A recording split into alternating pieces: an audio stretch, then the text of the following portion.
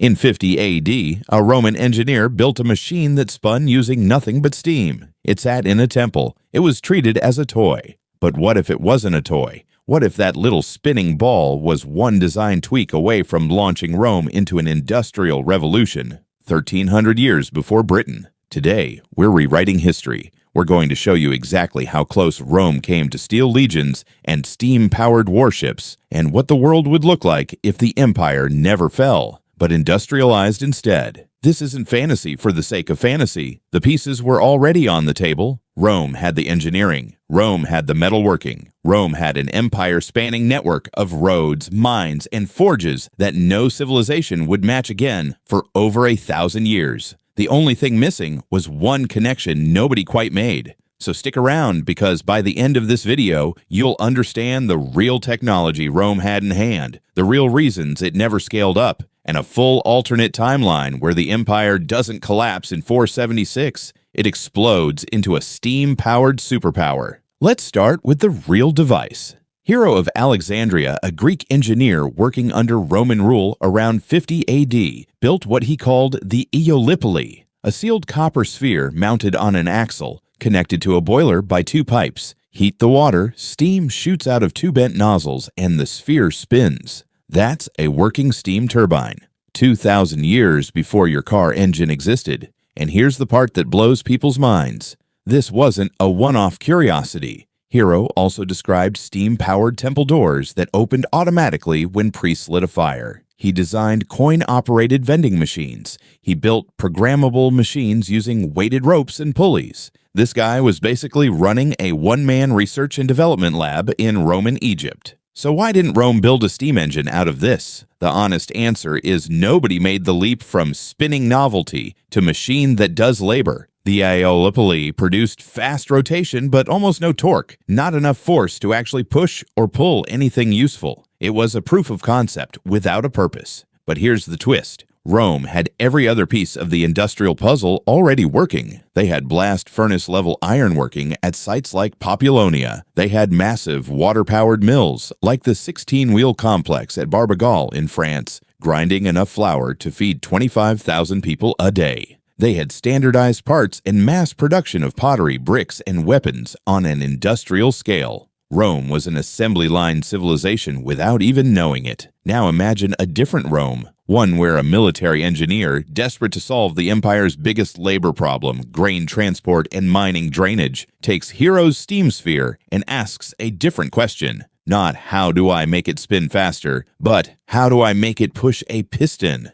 That one idea, a piston instead of a nozzle ball, is the entire difference between a toy and an engine. In our timeline, that leap took until 1698, when Thomas Savery built the first practical steam pump. In our alternate history, it happens around 250 AD, inside a Roman silver mine in Spain. Miners were already flooding out shafts faster than slaves could bale water. A steam-driven pump solves the exact problem killing Roman mining profits. Necessity finally meets the technology that had been sitting in a temple for 200 years. Once that pump works, everything accelerates. Roman engineers were relentless copiers and improvers. That's literally how they conquered concrete, aqueducts, and siege warfare. Within 2 generations, steam pumps spread to every major mining region: Spain, Dacia, Britain. More ore means more iron. More iron means better tools, better swords, and eventually, better pumps. It's a feedback loop Rome accidentally built for itself. By 320 AD in this timeline, someone finally mounts a steam cylinder onto a wheeled cart. It's slow. It's dangerous. Early boilers explode constantly. But it works. And it means goods can move without oxen, without rivers, without waiting for wind. This is the moment Rome stops being an agricultural empire and starts becoming an industrial one. Now here's where our alternate history really breaks from reality. In our world, Rome was already cracking apart by the 300s, hit by plague, civil war, and pressure from Germanic tribes along the Rhine and Danube. But steam changes the empire's math entirely. Legions can now be resupplied by steam-hauled wagons faster than any enemy can march. Border forts get iron reinforcements shipped in weeks instead of months. By 400 AD, the exact year historians mark as the beginning of Rome's terminal decline, Our alternate Rome is doing the opposite. It's industrializing. Shipyards in Ravenna and Alexandria begin experimenting with steam-assisted galleys, using engines to turn paddle wheels when the wind dies. These aren't fast ships yet, but they never need to stop rowing, and they never depend on the weather. Fast forward 200 years in this alternate world to around 600 AD.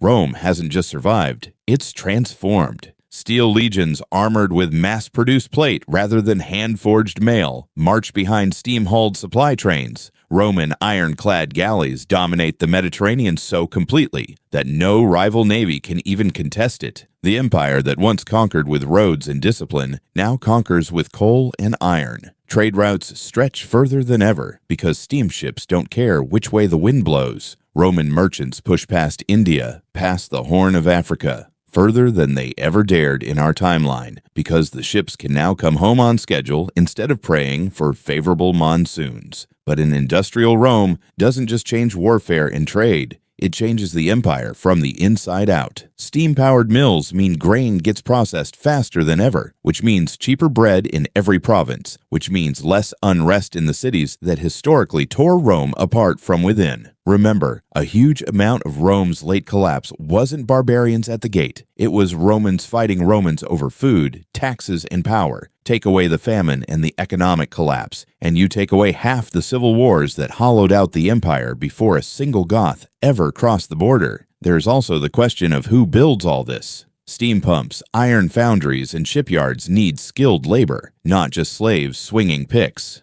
In this alternate timeline, that pressure slowly pushes Rome toward paying and training free workers instead of relying purely on slave labor, because a slave with no incentive to learn complex machinery is a slave who blows up your boiler. It's a slow shift, not a moral awakening, but an economic one. Machines are expensive. Untrained labor breaks them. That single fact could nudge Roman society itself toward something almost unrecognizable. A civilization still built on conquest, but running increasingly on wages, skilled trades, and engineering, rather than raw human bondage. And this is where it gets almost uncomfortable to think about. A Rome that industrializes in the 400s doesn't just survive the fall. It has centuries of head start on every other civilization on Earth. By the time medieval Europe in our timeline is still fighting with swords and horses, alternate Rome could be pushing towards something resembling the 1800s. Guns, railways, maybe even early electricity, a full 1,000 years ahead of schedule. The empire wouldn't just conquer the Mediterranean. It could plausibly reach across oceans that historically nobody would cross for another 1,000 years. So here's the real takeaway, the thing that should stick with you after this video. Rome didn't fail to industrialize because they lacked genius. Hero of Alexandria proved the genius was already there. They failed because nobody connected a working idea to an urgent problem. The technology and the need existed at the same time, in the same empire for centuries, and simply never touched. That's not a story about ancient limitation. That's a story about how fragile progress really is. How history doesn't hinge on some grand, inevitable march forward, but on one engineer, one mind, one desperate moment where somebody could have asked a different question and